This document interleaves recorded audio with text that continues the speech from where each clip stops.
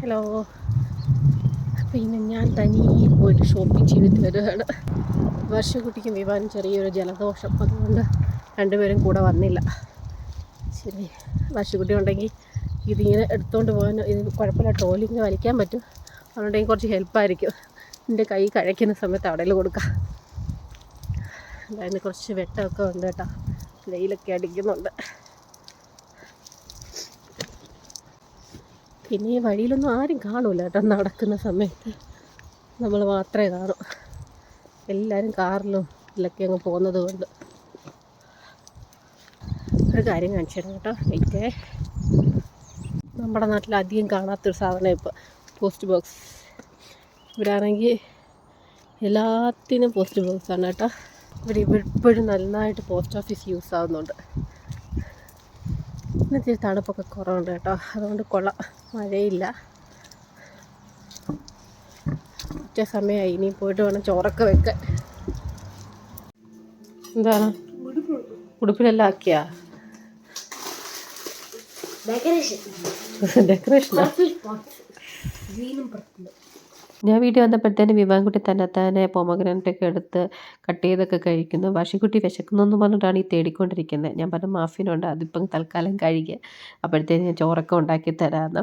അപ്പോൾ ഞാൻ ഫ്രിഡ്ജ് തുറന്ന് നോക്കിയോ, ഫ്രിഡ്ജ് കുറച്ച് സാധനങ്ങളൊക്കെ ഉള്ളു. അപ്പോൾ ഞാൻ വിചാരിച്ചു ഒന്ന് പെട്ടെന്നൊന്ന് ക്ലീൻ ചെയ്ത് എടുത്തേക്കാന്ന്. അപ്പോൾ ഇങ്ങനെ എപ്പോഴും അങ്ങനെ നമുക്ക് ഇതുപോലെ ഇരിക്കത്തില്ലല്ലോ, ചിലപ്പോൾ ഫുള്ളായിട്ട് സാധനങ്ങളൊക്കെ ഉണ്ടാവും. ഇന്ന് കുറച്ചേ ഉള്ളായിരുന്നു. അപ്പോൾ ഞാൻ വിചാരിച്ചു എല്ലാത്തിനും ഒന്ന് എടുത്ത് വെച്ചിട്ട് ഒന്ന് പെട്ടെന്നൊന്ന് ക്വിക്ക് ക്ലീനിങ് ചെയ്തെടുക്കാമെന്ന്. അപ്പം നമ്മുടെ സാധാരണ വാഷിംഗ് ലിക്വിഡ് ഉണ്ടല്ലോ, വാഷിംഗ് ലിക്വിഡല്ല, നമ്മൾ പാത്രം കഴുകുന്ന ലിക്വിഡും പിന്നെ കുറച്ച് ബേക്കിംഗ് സോഡയും വിനിഗർ ഉണ്ടെങ്കിൽ അതാണ് നല്ലത് കേട്ടോ. അപ്പോൾ എൻ്റെ വിനിഗർ ഇല്ലായിരുന്നു. അപ്പോൾ ഞാൻ നാരങ്ങ നീര് കൂടെ ഒഴിച്ചിട്ട് കുറച്ച് വെള്ളം കൂടെ ഒഴിച്ച് നന്നായിട്ടൊന്നൊരു ലിക്വിഡ് ഫോമിലാക്കി.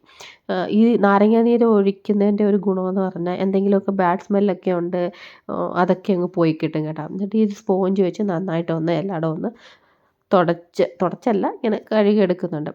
ഇത് ശരിക്കും പറഞ്ഞാൽ നമ്മൾ ഓരോ ഗ്ലാസ്സായിട്ട് എടുത്ത് വെളിയിലിട്ട് കഴുകണം. ഇന്ന് എനിക്ക് അത്രയ്ക്കുള്ള സമയമൊന്നും ഇല്ലായിരുന്നു. അപ്പം ഞാൻ വിചാരിച്ചു ഇതാകുമ്പോൾ പെട്ടെന്ന് ഇങ്ങനെ നമ്മൾ 1-2 ആഴ്ച കൂടുമ്പോൾ ചെയ്ത് വെച്ചെങ്കിൽ ഫ്രിഡ്ജ് നല്ല നീറ്റായിട്ടിരിക്കും കേട്ടോ. അപ്പോൾ ഞാൻ സൈഡിൽ ഇവിടെ ഒന്നും ഞാൻ ചെയ്തില്ല, പെട്ടെന്ന് ഈ ഒരു ഭാഗം മാത്രം ചെയ്തെടുത്തിട്ടുള്ളൂ. ഇനിയിപ്പോൾ ഇതിൽ എല്ലാ വെജിറ്റബിൾസൊക്കെ എടുത്ത് ഉള്ളിൽ വെക്കണം. ഞാൻ ഇങ്ങനെ ഇങ്ങനെ സെപ്പറേറ്റ് ആയിട്ട് വെജിറ്റബിൾസ് ഒന്നും ബോക്സിലൊന്നുമല്ല വെക്കുന്നത്. ചിലത് കവറോട് വെക്കും, പിന്നെ ചിലതാണെങ്കിൽ ഈ ഒരു ക്യാപ്സിക്കമൊക്കെ മാത്രമാണ് ഞാൻ കവർ പൊട്ടിച്ച് വെക്കുന്നത്. ഇതൊക്കെ ഞാൻ കുറച്ച് മാത്രമേ ആ ഒരാഴ്ചത്തേക്കുള്ളത് മേടിക്കത്തുള്ളൂ കേട്ടോ. ഒരുപാട് പച്ചക്കറിയൊന്നും വാങ്ങാറില്ല, കുറച്ച് മേടിച്ചിട്ട് ആ ആഴ്ച തന്നെ തീർക്കും. പിന്നെ ഫ്രൂട്ട്സ് താഴത്തെ തട്ടിലാണ് വെക്കണേ. അങ്ങനെ പെട്ടെന്നൊരു ഫ്രിഡ്ജ് ക്ലീനിങ് ഒക്കെ ചെയ്തു. ഇനി ഈ സൈഡൊക്കെ ഉണ്ട്, അതിനി അടുത്ത ദിവസം ചെയ്യാം. മുട്ട സാധാരണ എല്ലാവരും പറയുന്നത് ഫ്രിഡ്ജിൽ വെക്കാൻ പാടില്ലെന്ന് കുറേ പേര് പറയുന്നത് കേട്ടു, വെളിയിൽ വെക്കണമെന്ന്. എനിക്കിതിൻ്റെ കറക്റ്റായിട്ടുള്ള റീസൺ അറിയത്തില്ല. ആർക്കെങ്കിലും അറിയാമെങ്കിൽ മുട്ട ഫ്രിഡ്ജിൽ വെക്കുന്ന എന്തെങ്കിലും കുഴപ്പമുണ്ടോ എന്നൊന്ന് കമൻറ്റ് ചെയ്യണേ. പക്ഷേ എക്സ്ട്രാ ആയിട്ട് വാങ്ങിയത് പംകിൻ സീഡാണ് കേട്ടോ. പിന്നെ ഡേറ്റ്സ് എല്ലാ ആഴ്ചയിലും മേടിക്കില്ല, 2 ആഴ്ച കൂടുമ്പോൾ വാങ്ങും.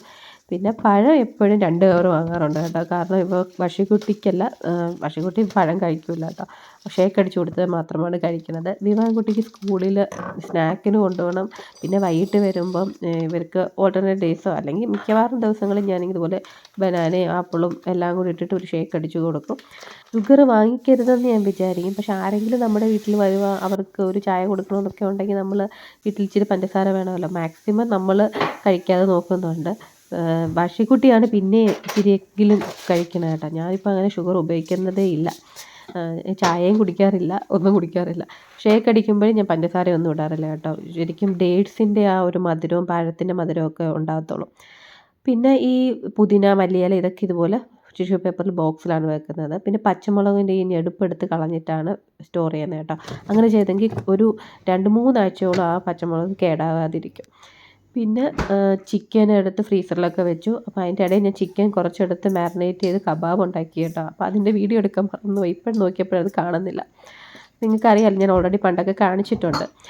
പിന്നെ ഇന്നത്തെ ലഞ്ച് ഞാൻ പെട്ടെന്നൊരു ലഞ്ചാക്കി കേട്ടോ. അത് തൈര് സാധമാണ് ഉണ്ടാക്കിയത്. എളുപ്പത്തിൽ ഉണ്ടാക്കാൻ പറ്റുന്നൊരു ഐറ്റമാണല്ലോ. ഒരുപാട് സമയമായിട്ട് എനിക്ക് നന്നായിട്ട് വിശക്കുന്നുണ്ടായിരുന്നു. അപ്പം ഞാൻ പെട്ടെന്ന് നോക്കിയപ്പോൾ ഇതാണ് ഒരു എളുപ്പ വഴി. അങ്ങനെ തൈര് സാധവും പിന്നെ ഇന്നലത്തെ കുറച്ച് രസം ഉണ്ടായിരുന്നു. അപ്പം ഇത് മാത്രം മതിയല്ലോ, അടിപൊളി ടേസ്റ്റാണ് കേട്ടോ. എന്താ പറയുക, അതൊരു പ്രത്യേക ഒരു ഫീലാണ് കേട്ടോ. ശരിക്കും സിമ്പിളാണ്, പക്ഷേ എന്താണ് പറയുക, നല്ല പവർഫുള്ളാണ്. ഫുഡൊക്കെ കഴിച്ചുകൊണ്ടിരുന്നപ്പോഴാണ് ഓർത്തത് തുണി ഞാൻ വാഷിംഗ് മെഷീനിൽ ഇട്ടിട്ടാണ് പോയത്. അപ്പോൾ അതെല്ലാം ഇപ്പം നനച്ച് വെച്ചിട്ടുണ്ട്. അപ്പോൾ ഞാൻ വാഷിക്കുട്ടിയുടെ എടുത്ത് കൊടുക്കാം, അവൾ കൊണ്ടുപോയി വിരിക്കും. അപ്പോൾ ഇന്നത്തെ ഒരു വീഡിയോ ഇത്രയേ ഉള്ളൂ കേട്ടോ. ഇഷ്ടപ്പെട്ടെങ്കിൽ ലൈക്ക് ചെയ്ത് സബ്സ്ക്രൈബ് ചെയ്തൊന്ന് സപ്പോർട്ട് ചെയ്യണം.